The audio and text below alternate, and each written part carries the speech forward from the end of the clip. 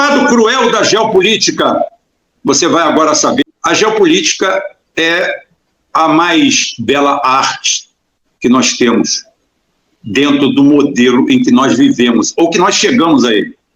Porque antigamente não existia geopolítica. Eram reinos mais ou menos organizados ou desorganizados, com uma figura central que muitas vezes era figurativa e não tinha poder sobre toda a nação, onde você tinha os senhores feudais, e aquilo se juntava num reino que muitas vezes não tinha poder. As relações, a geopolítica era casar filho de um com a filha de outro. Há um ponto que na Europa chegou um ponto que todo mundo era parente. O Nicolau e o rei Jorge, se fossem pobres no dia de hoje, poderiam ir na mesma festa com o mesmo ingresso. Era só atravessar o ingresso de volta por negócio, o crachá ou a pulseira eletrônica para voltar, porque pareciam irmãos gêmeos, eram primos. Lutaram a Segunda Guerra Mundial, a Primeira Guerra Mundial. Tá? Então, você vê ali a situação. Com a Revolução Bolchevique, um foi para os Urais, e depois, acho que todo mundo já sabe a história, todo mundo fuzilado, acabaram com a família real. Então é o seguinte, era essa a geopolítica, casar fulano com ciclano com beltrano, não passava disso. Era o máximo que a gente tinha de geopolítica. A geopolítica, ela vem se aprimorando com o tempo, e é a capacidade de interlocução que os países têm entre si, leva em consideração vários fatores. Só quem não liga para a geopolítica são os Estados Unidos, que acham que a geopolítica são eles que fazem as leis do mundo, estão depauperados, mas continuam com a mesma arrogância do Império Inglês no final do século XIX, quebrado sem condições de se manter, tá? E as guerras acabaram fazendo isso. Aí criaram esse circuito Elizabeth Arden que existe aí, né? Que é o domínio de alguns pontos na Europa, principalmente a City em Londres, Nova York, e, como eu falo, a turma dos sionistas que se mantêm fiéis a Israel, mas na visão deles. O povo de Israel, tá? Já está em outra vibe, mas a situação está apertando. Então, eu quero dizer para vocês que o lado negro da geopolítica vem da forma fria, como ela muitas vezes, quanto mais bem feita ela é, mais fria ela é, mais cruel ela é. Porque não adianta você chorar, não adianta eu chorar, não adianta um povo chorar. Não. Porque quando você leva para o campo geopolítico, aquilo é tudo medido, pesado, calculado, estratificado. E se ficar na conta positiva, vai ficar tudo como... Mesmo que tenha um massacre, como está havendo lá. Um massacre que é a maior covardia mundial. Faço minhas palavras de indignação do Wellington Calazans, culpando até a Rússia e a Lavrov por uma política claramente simpática ao sionismo. O certo hoje era o mundo. Mas ninguém mexe um palmo. Por quê? O lado negro, o lado cruel da geopolítica está em campo. O lado cruel e negro da geopolítica faz o Putin abandonar 19 marujos, ou 29, não lembro qual o número, morrerem sufocados dentro de um submarino. Porque se naquele momento ele aceita ajuda humanitária, quem estava do outro lado estava querendo tirar um proveito geopolítico muito grande disso. Queriam a dissolução da Rússia, que ameaçava efetivamente toda a situação. A geopolítica é assim. A geopolítica, ela lembra um ensaio muito interessante falando sobre ética. Pode ser tratado como ética, porque ética é aquilo que nasce com você. A cultura você adquire.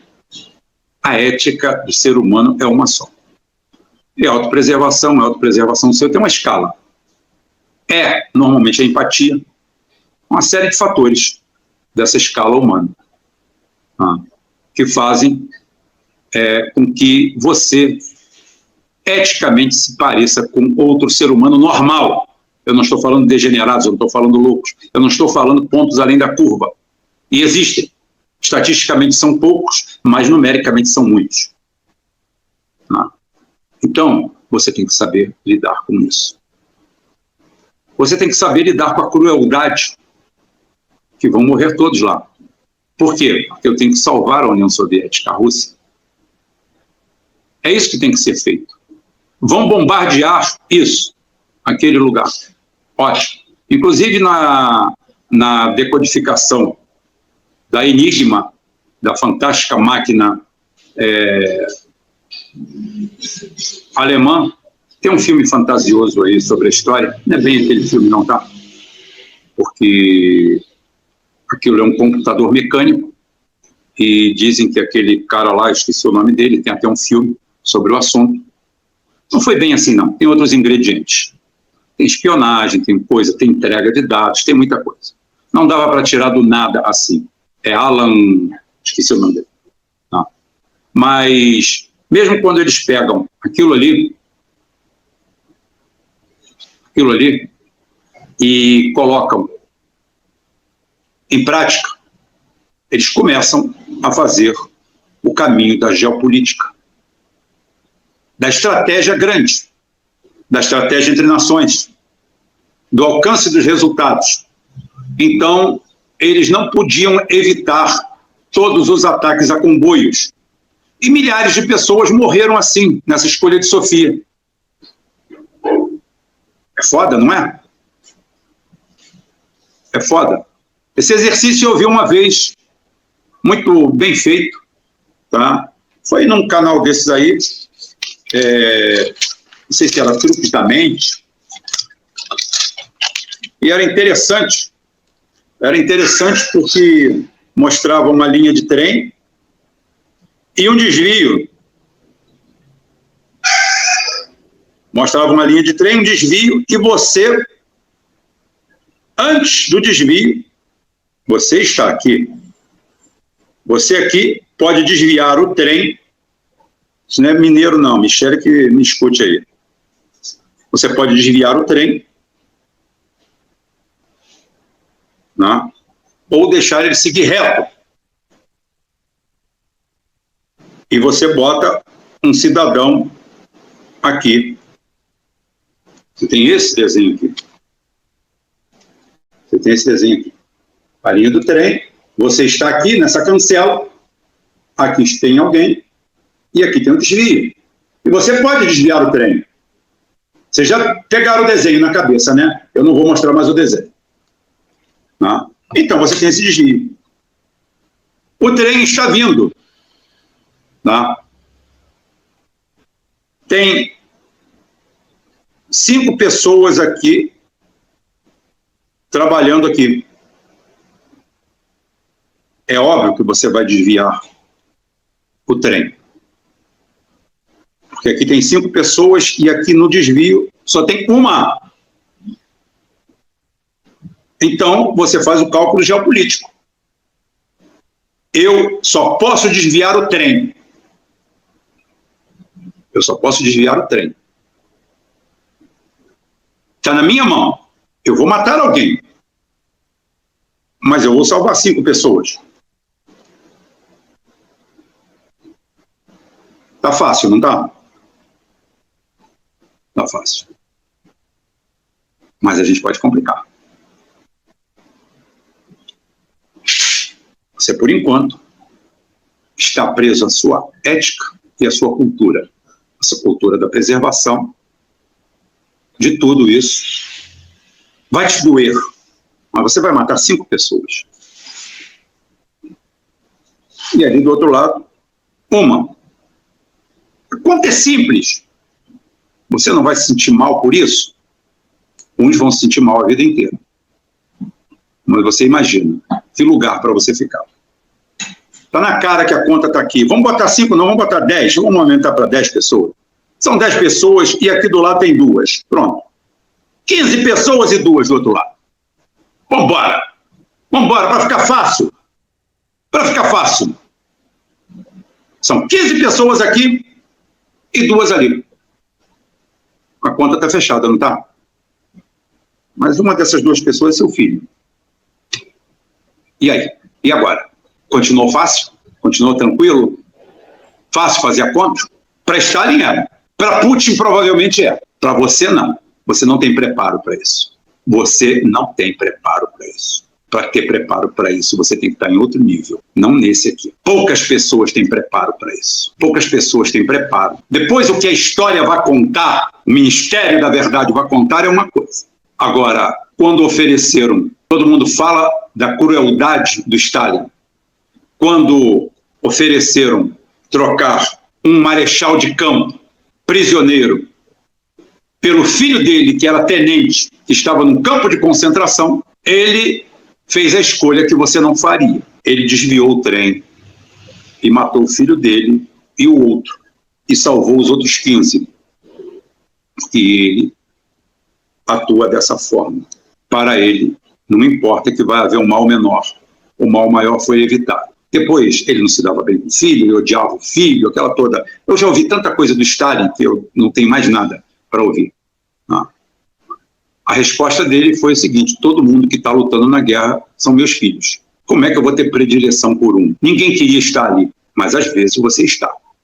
Eu falei para vocês no começo que eu sou filho da guerra. Eu sou filho da guerra. Meu pai só veio para o Brasil por causa da guerra. Meu pai lutou a guerra. Eu perdi 2 tios na guerra. Eu vou contar essa história para vocês. A minha família foi dilacerada com essa história de guerra. A minha família veio para uma terra hostil, estranha, sofreu preconceito, não veio nadando em dinheiro, veio pobre para trabalhar. Entre acertos e erros, graças a Deus, prevaleceu a educação que nós recebemos, a rígida educação que nós recebemos. Ninguém desgarrou. Gaza hoje está sendo massacrada porque cada um está fazendo suas contas. E eu falei que são 60 mil para morrer. Por que eu falei? Porque uma voz no infinito mandou eu falar. Psicografei essa mensagem. Foi isso.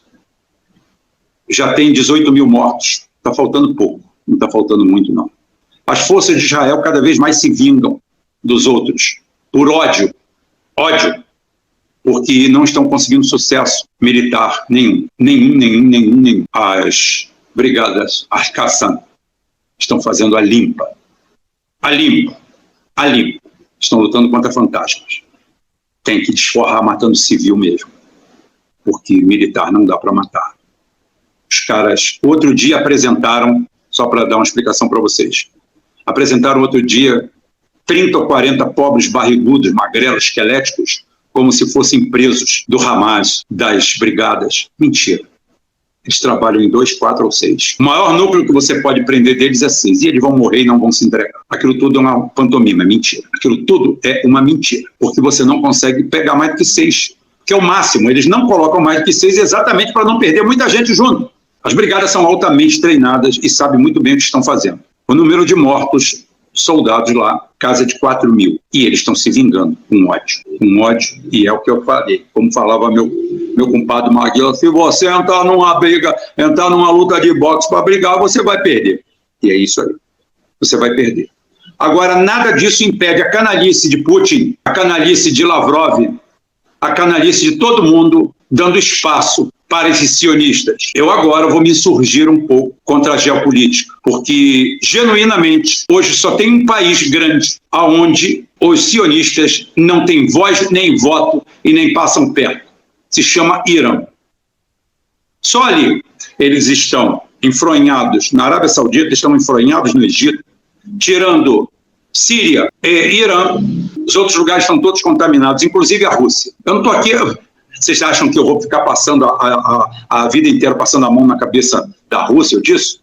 Eu reconheço, eu admiro, eu vejo a posição lá, mas esse relativismo, como são tratados os sionistas, não me desce. Não me desce. A mim não. Senhor Putin, o senhor tem uma dívida com a humanidade. A dívida é isso aqui. Nada justifica esse assassinato em massa. Nada justifica a morte de crianças. Já passou da hora de esmagarem forças militares. Até os Estados Unidos estão tirando o time, ficando longe. Eu sei que tem um jogo geopolítico por trás disso. Mas tem uma hora que a emoção tem que ser maior. Não podemos ser frios o tempo todo, não podemos ser calculistas o tempo todo, não podemos esperar o derretimento que está acontecendo efetivamente.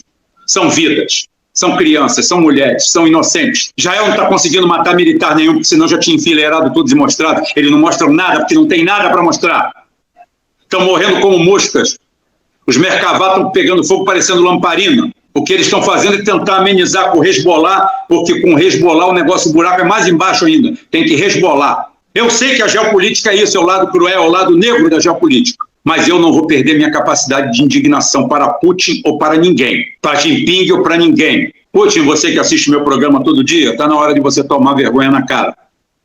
Está na hora de dar um murro em cima da mesa e enquadrar esse anão do mal, que é esse militarismo, que tanto faz mal até ao...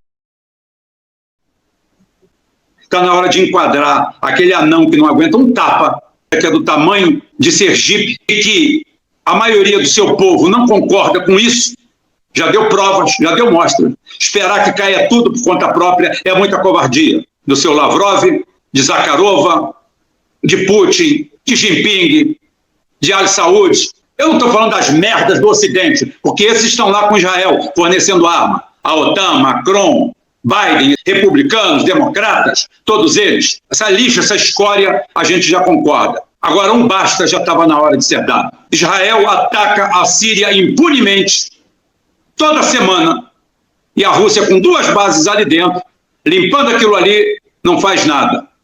Já teve um avião seu de reconhecimento abatido por fogo amigo provocado por Israel, que usou o avião como escudo e não fez nada. Foram 20 técnicos, se não me engano, ou 40 mortos nessa situação. Tem limite. E o limite já passou. Bato palmas para tudo que está acontecendo na Ucrânia. É aquilo ali mesmo. Zelensky só tem uma saída. Como disse, quem puxou a corda, eu vou atrás, foi o comandante. Ir para a Rússia e entregar todo mundo para se manter vivo. Tem que pagar a comida, tem que pagar o prato de comida. Agora, o que está acontecendo em Israel, na faixa de Gaza, não dá para engolir. Não dá para aturar a petulância e a arrogância desses... Esse é o lado negro da geopolítica. Esse é o lado podre da geopolítica, é o lado ruim. Nem todo mundo tem preparo para isso. Mas está na hora de fechar essa conta aqui. E por isso que eu falei dessa forma. Eu